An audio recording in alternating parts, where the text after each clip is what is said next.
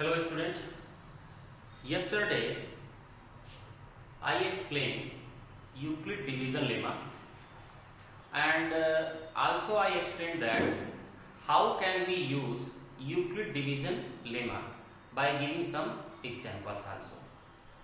Today I will take a question of your NCERT book of exercise 1.1 and the question number is 4. Question 4 is using Euclid division lemma so that the square of any positive integer is either of the form 3m or 3m plus 1 for some integer m. It means here is some integer m for some integer.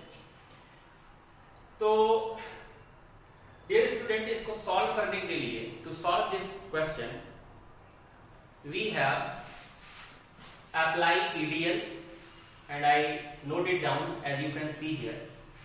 I suppose let a be any positive integer on dividing a by b equals to 3. Let q and r be the quotient and remainder respectively. Student, you can see I take here b equals to 3. Why? आप देखिए question में हमको hint दिया हुआ है student, हमें किसी भी इंटीजर पॉजिटिव इंटीजर के स्क्वायर को 3m और 3m प्लस 1 के फॉर्म में शो करना है, रिप्रेजेंट करना है. तो स्टूडेंट यहाँ हमारे लिए एक क्लू दे रहा है, इसलिए इसको हमने डिवाइजर b के प्लेस पे सपोज किया है, लिया है. तो स्टूडेंट इस स्टेटमेंट के अकॉर्डिंग हम राइट कर सकते हैं a equals to B Q plus R. हम राइट करते थे, यूक्लिड डिवीजन लेवल था a equals to B Q plus R, but at the place of b we choose 3 because we have to express the square of any positive integer in the form of 3m or 3m plus 1. So I take at the place of b the number 3. So a equals to 3q plus r. This is our equation 1. In this situation, the remainder r is greater than equals to 0 but less than 3. This is the condition of Euclid division lemma. You are taught yesterday. According to this condition, we can get the possible values of remainder are 0, 1, 2 because r is less than 3 and r is greater than or equals to 0, then the possible value of remainder r will be 0, 1, 2. Now student, case number first.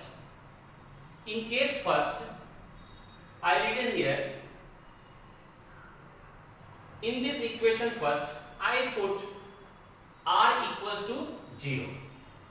When I put r equals to 0, we get a equals to 3q plus 0. Then a equals to 3q. And because we are given that we are asked that square of any positive integer is either of the form of 3m or 3m plus 1, that is why we are going to squaring both side. इसलिए हम इस step का squaring कर रहे हैं दोनों side में. हमने स्क्वायर किया और हमने स्क्वायर जब कर लिया, then we are looking that I written here a square equal to 3 multiply 3q square. यहाँ पे हमने इस तरीके का इस्तेमाल किया है स्टूडेंट. क्यों? क्योंकि हमें रिप्रेजेंट करना है किसी पॉजिटिव इंटीजर के स्क्वायर को 3m और 3m के फॉर्म में. तो स्टूडेंट यहाँ पे हमने इसको फैक्टराइज किया 3 into 3q में. नाउ 3q स्क्वायर के प्लेस पे अगले स्टेप में मैंने m पुट किया है और मेंशन भी किया है कि इस स्टेटमेंट को हम a square equal to 3m के फॉर्म में कैसे लिख सकते हैं, और यहाँ पे मेंशन करके बताया भी है वेयर m रिप्रेजेंट कर रहा है 3q स्क्वायर को. तो इस तरीके से स्टूडेंट आप देख सकते हो कि किसी भी पॉजिटिव नंबर का स्क्वायर 3m के फॉर्म में कैसे रिप्रेजेंट किया जा सकता है। Second case, when we take remainder r equals to 1. In this second case, when we put r equals to 1, we get a equals to 3q plus 1. इस equation में r के प्लेस पे 1 मैंने पुट किया, then we get a equals to 3q plus 1. Again squaring both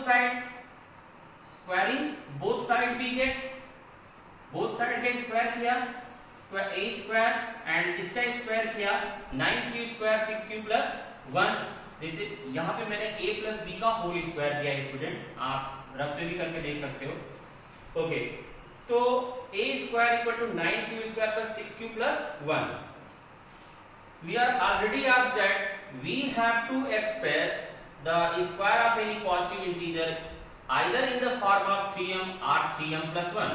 student इस step में हम यहाँ पे 3 कॉमन लेंगे इन दोनों टर्म में से और 1 में से कॉमन नहीं ले रहे हैं, क्योंकि हमें 3m plus 1 के फॉर्म में करना है, 1 में से कॉमन लेने की कोई जरूरत नहीं है।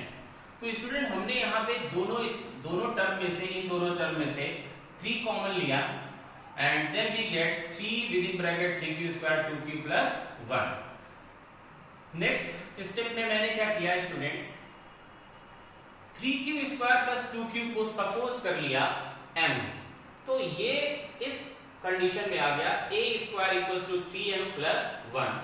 आल्सो मैंने मेंशन किया कि वेयर m रिप्रेजेंट कर रहा है 3q स्क्वायर प्लस 2q को. Okay, case number third, we take another value of remainder r, that is 2. In case third, putting r equals to 2 in the same way, we get a equals to 3q plus 2. Again squaring both sides. When I square both sides, I get a square. This is 9q square, 4 and 12q. Okay student, I replace 4 as 3 plus 1. Student आप यहाँ पे थोड़ा आपको problem होगी कि आपने 4 को 3 plus 1 क्यों मेंशन किया है। तो बिकॉज स्टूडेंट आप देख सकते हैं, जैसा कि आपको क्वेश्चन में बताया गया था कि आपको जो एक्सप्रेस करना है किसी पॉजिटिव नंबर के स्क्वायर को, उसे 3m plus 1 के फॉर्म में करना है। 3m plus 1 के फॉर्म में करने के लिए मैंने इसको ब्रैकेट किया 3 plus 1 में, और अब आप देख सकते हैं कि 3 कॉमन लिया जा सकता है इन तीनों टर्मों में। All these 3 terms contains 3 as common. That is why I will break 4 as 3 plus 1. Now 3 common लेने के बाद we get 3q square 4q plus 1 and this one as it is. At the place of this expression I write here m, then it became 3m plus 1 and m is representing 3q square 4q plus 1. तो इस तरीके से आप student देख सकते हैं कि मैंने ऑल 3 केसेस को 1 by 1 करके r की पॉसिबल वैल्यूज को रख करके किस तरीके से ये प्रूफ करने का प्रयास किया है कि किसी भी पॉजिटिव इंटीजर का जो स्क्वायर होगा वो 3m या 3m plus 1 के फॉर्म में कैसे रिप्रेजेंट किया जाएगा। ओके।